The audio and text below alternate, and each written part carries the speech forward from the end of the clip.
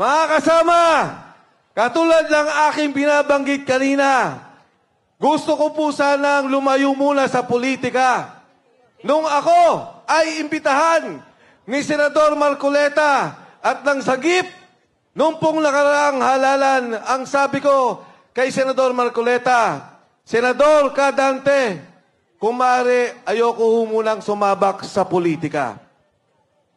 At umabot po sa punto na maraming nagiging panggugulo, debate at away sa politika, hindi po ako nakikialam.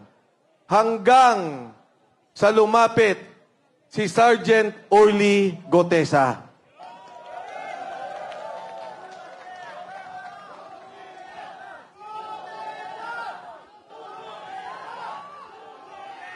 Si Sergeant Orly Gotesa po, lumapit sa akin, ang sabi, dahil nung palaw na yun, chairman ng Blue Ribbon Committee, si Senador Dante Marcoleta.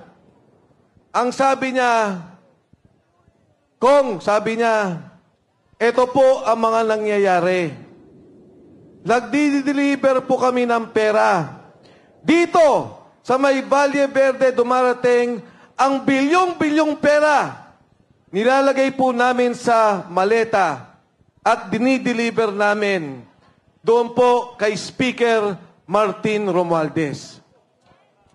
Marami po siyang kinento, pati yung Department of Health. Pinapakailaman ang pondo, ang mga kontrata, ang mga gamot, ang tulong sa mahihirap. Meron pang kinuwento. Si Sergeant Gotesa, sabi niya, Sir, ang dami po naming pera, pinamimigay sa media.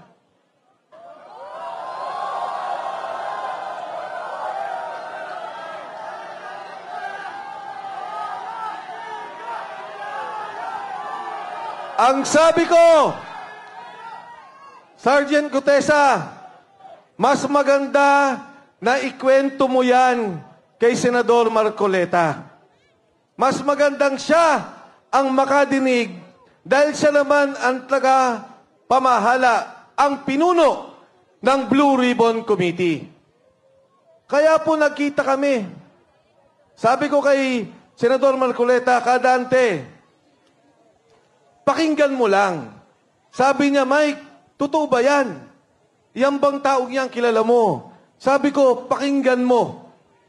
Dinggin mo ko ano sasabihin niya at magugulat ka. Nagkita po kami. Kinuwento ni Sergeant Gotesa kung ano yung ginagawa nila na bigayan ng pera. Ang katunayan no, ngayon ko lang nalaman na yung isang maleta pala kaya maglaman ng 48 million pesos. At yung pala pong 1 milyong piso, ang kalagahang bigat ay 1 kilo. Hindi na ho sila nagbibilangan ng pera. Kinikilo ang pera para malaman kung magkano. Magugulat kayo nung kinuwento niya. Disyembre, isang delivery, 2.5 billion pesos ang dineliver. Inaakyat sa bahay ni Saldico, mula po Valle Verde, may bahay si Saldico. Doon po kinikilo pera, binibilang, ilalagay sa maleta. Dadalhin sa bahay ni Saldico, dyan po sa Shangri-La Horizon sa BGC. Inaakyat lahat ng maleta at binababa muli. Hindi ko pa maintindihan, tinanong ko, Sarge, bakit inaakyat pa yung maleta, ang bibigat, pagkatapos ibababa muli? Sabi niya, Sir, hindi ko rin po alam. Pero ganun po ang aming ginagawa. Ngayon ko lang napagtunton na yung palang mga maleta, kinukunan ng litrato para malaman ang delivery kay Speaker Martin Romualdez. Ngayon po, nung una, si Sergeant Gotesa sabi niya, hindi ko kailangan ng protective custody o proteksyon ng Senado. Sabi niya, huwag niyo na rin po akong isama sa Witness Protection Program. Sasama siya sa mga kasama niyang Marines. Noong una, hindi po kami nakapag-usap ng direkta. May nagsasabi lang po kung ano ang kanyang mensahe. Ngayon, ang huling mensahe nung nakaraang 2 linggo, hindi na po siya pinoproteksyonan.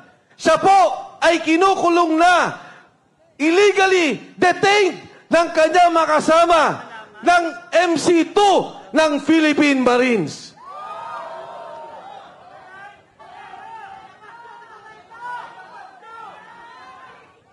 Alam niyo po, ang kinakaawa ko, naintindihan ko, si Sergeant Gutesa, napapirma na po nila ng affidavit. Umatras na, iniba na ang kwento. Ang sabi niya, si Defensor at si Marcoleta ay babayaran daw siya sa kanyang sasabihin. Binidyo si Sergeant Gutesa, pero hindi po ako galit. Kahit nabaguhin niya kwento, naintindihan ko. Dahil pag ang pamilya mo, ang asawa mo, ang mga anak mo, ang tinakot, naintindihan ko, Sergeant Gutesa, huwag kang mag-alala, naintindihan ka ng sambayanang Pilipino.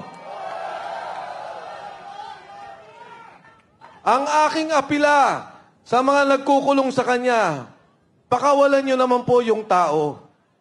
Total naman, napapirma nyo na. Nagbago na ng salita. Total naman, na-video nun niya. Na sinasabi na na iba na ang kanyang salita. Na hindi na siya nag-deliver kay Martin Romualdez. Pakawalan nyo na po yung tao.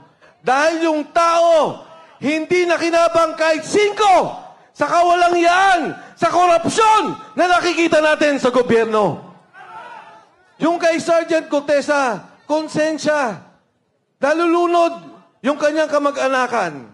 Yung mga kasama niyang sundalo, nalunod yung pamilya sa Bicol, binabaha, nawalan ng negosyo, nawalan ng pangkabuhayan. Pero ni Cinco, hindi ang kumita.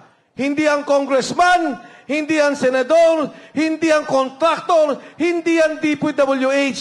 Nag-deliver lang yan ng pera at na konsensya sa nakikita niyang nakawan sa sambayanang Pilipino. Mga kasama, kahapon lang, yung pamilya niya, inilipat na namin ang bahay dahil binabantayan din. Bakit? Dahil si Saldico, sinabi niya, totoo ang sinasabi ni Gutesa. Ang aking pong kinagulat, ang aking pong kinamangha, dati ang sinasabi ko, imbestigahan ninyo si Saldico. Dati ang sinasabi ko, imbestigahan ninyo si Speaker Martin Romualdez.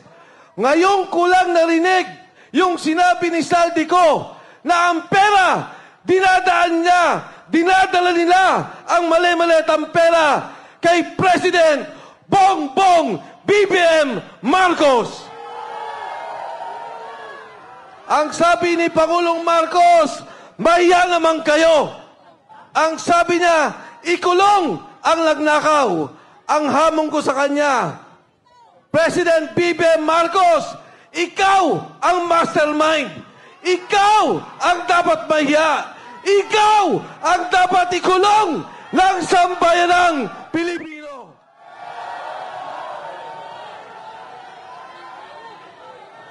Ngayon, sasabihin nila, ang sabi po nila, Saldico, umuwi ka, harapin mo ang kaso. Ngayon, ang sabi nila, may kaso na si Saldico.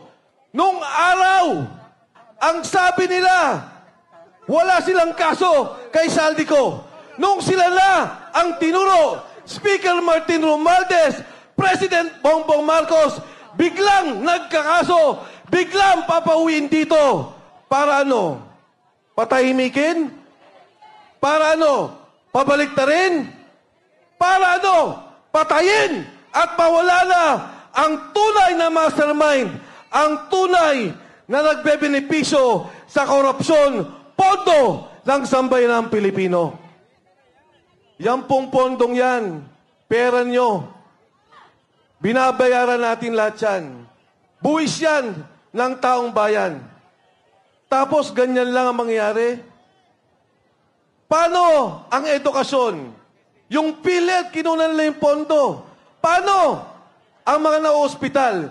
Hirap na ang mga Pilipino. Pero ngayon naririnig natin, bilyon-bilyon ang nawawalang pondo.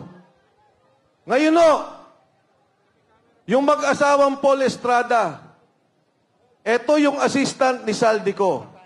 Anong ginawa nila? Ibinyahe, papalabas. Yung Paul Estrada na konsensya. Yung kanyang asawa po, tumawag at sinabing gusto na nilang umuwi. Ano pong ginawa? Binugbog! Pagkatapos, inilipad sa Chile. Pero may maganda po akong balita sa inyo. Yung pong mag-asawang yan, hawak na natin.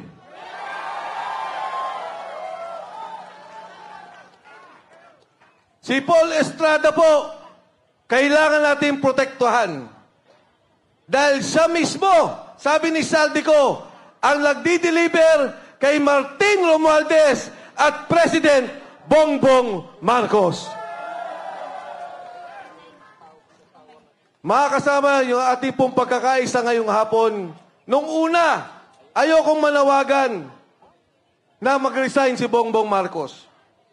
Ayoko pong manawagan doon sa sinasabi nila na magnanakaw at dapat ikulong si Bongbong Marcos. Pero dito sa akin nakikita, yung pagsalita ni Saldico, wala na pong kaduda-duda. Si Saldico, chairman ng Appropriations Committee ng Kongreso. Bata nila, tao nila, 3 taon.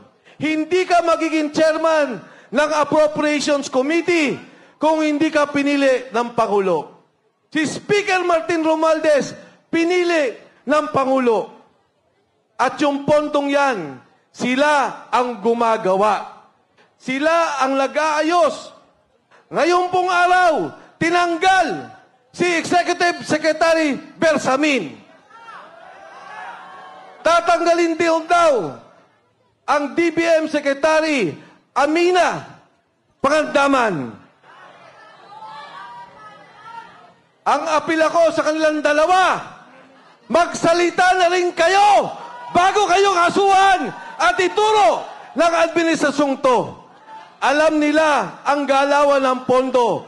Alam nila ang nangyayari. Maawa naman kayo sa sambayan ng Pilipino. Sa kasaysayan po natin, ngayon lamang nangyari ang ganitong korupsyon. Ngayon lamang ang nangyari ang ganitong nakawan. Ang sitwasyon po natin, ang mismong sindikato, ang administrasyon, ang Pangulo, ang nangunguna sa sindikato ng Republika ng Pilipinas.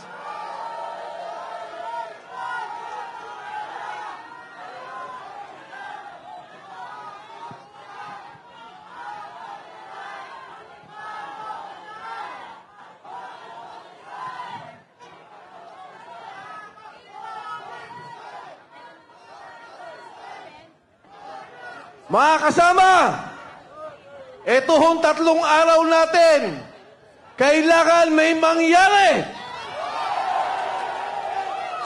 Itong ating pagkakaisa, kailangan marisolba ang problema ng ating bansa.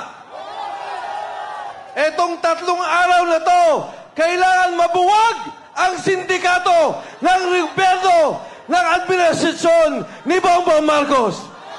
Payag ba kayo?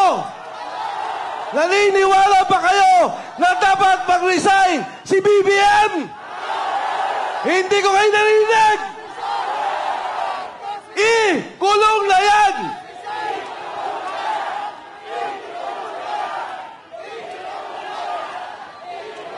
Marcos resign!